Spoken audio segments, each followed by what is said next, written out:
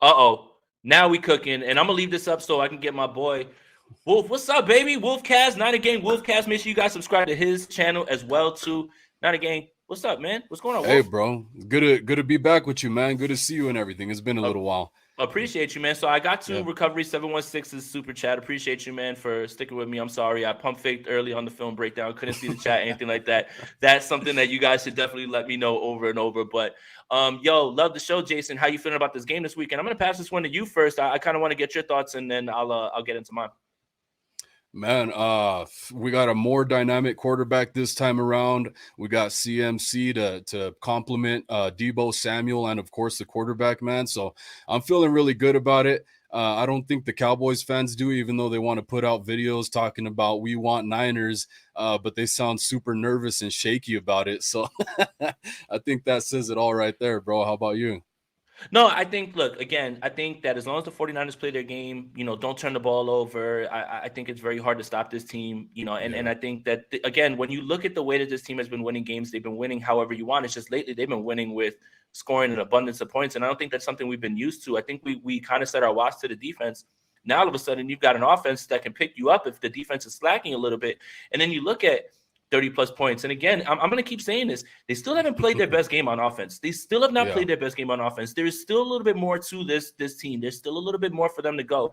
And I think, again, it's right there in front of them to do that. And God help anybody if they do put it all together. And it's just I think it was Dan Orlovsky, and I implore you guys to go check it out. He put out a 9-minute video of what he calls the death lineup for the 49ers, the 22 personnel look of Debo, McCaffrey, Ayuk, Kittle, and Juszczyk, and how they're all over the place.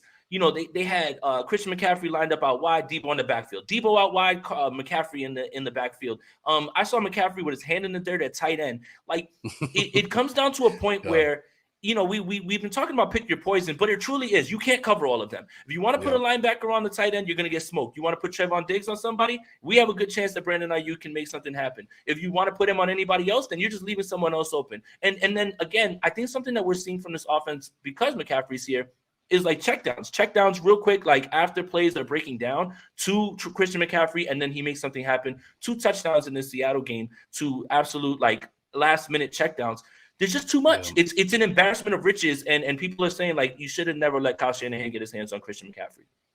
Yeah, of course. And then there's like Ayuk, dropping the touchdown. That would have been extra points. And even the 49ers, when it comes towards the end of the games, they're just kneeling at the goal line when they can score more points. So that's so much more that the offense could do right there. But I feel like from the offense, the little bit of miscues that we have had, I've gone and taken a look at those.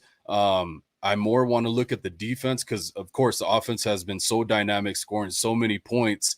But even when I go watch the film, it's just like little things like timing. Brock Purdy doing a little double step when he could get his feet set a little bit quicker, which will come with time, man. He hasn't had a whole lot Six of time starts. with the starters. 6 starts. Yeah, and then it's pretty well known that Kyle Shanahan has a pretty fat playbook as well, so that'll come with time, man. So just little things like that. I worried about in the beginning of this last game, how much of the rain was playing a factor. I guess it wasn't raining that bad, but yeah, just timing stuff, man. I want to give a shout out to the O-line. I think that's a big part of it, of course, schematically too. Brunskill, man, how do you feel about him? Because now Aaron Banks is back. Burford's been really good for us as well, and he was rotating with Burford. I think he should be rotating with maybe both of those guys. Well, I mean, there's not many people that have a guy that, your center's hurt, let him play center. Your left guard's hurt, let him Yeah, play left guard. Your left tackle, like Brunskill is like this ultimate utility man. But I do want to shout them out because Brendel Brunskill, Burford, and McGlinchey all had clean sheets in this game. In fact, McGlinchey had a yeah, clean sheet in all 3 games that he played against Seattle.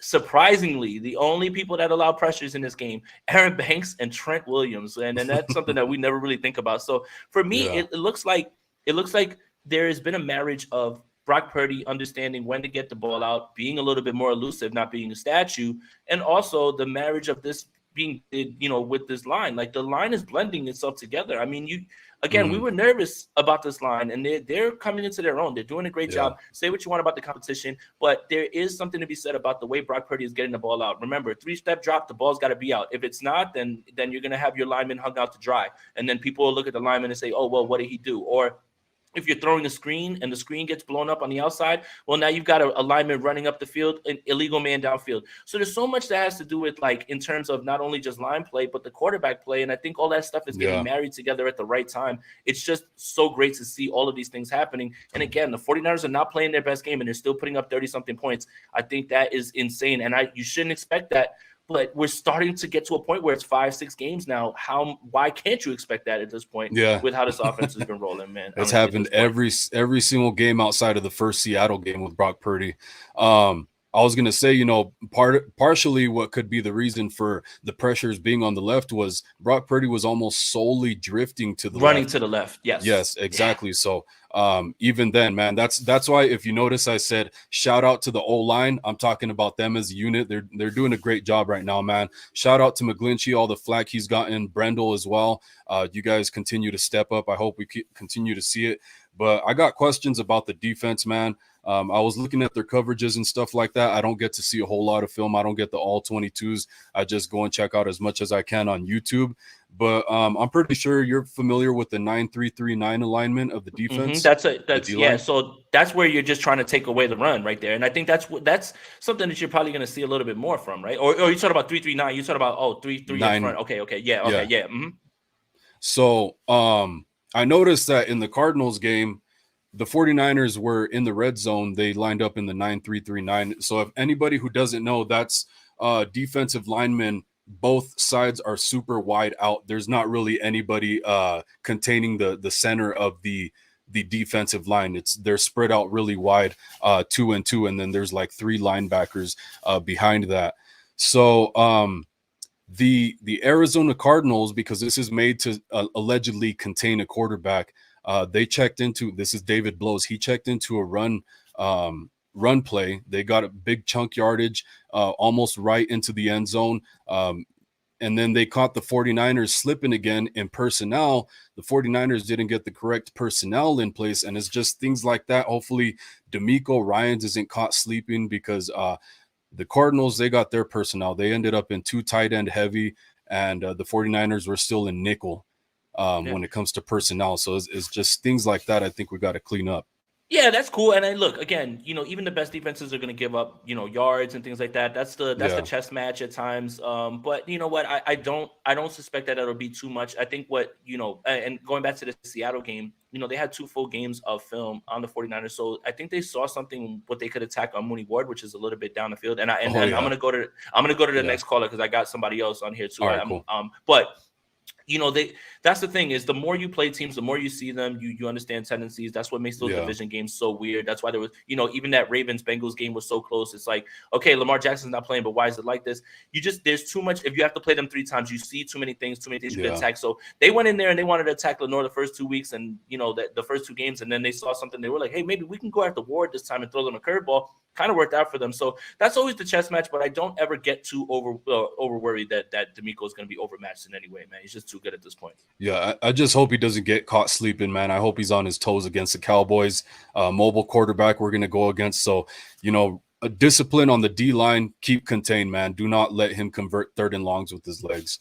But Jason, appreciate you as always, bro. Good to see you, man. Hey, tell him where to subscribe to your stuff. Great night. Oh, yeah, guys, Niner Gang Wolfcast. So 2 words, Niner Gang and then Wolfcast. Look up Wolf Lazama. I appreciate you guys. Everybody have a great night, man. Later, all right, Jason. Man. Thank you, bro. Appreciate you, man. Uh-oh.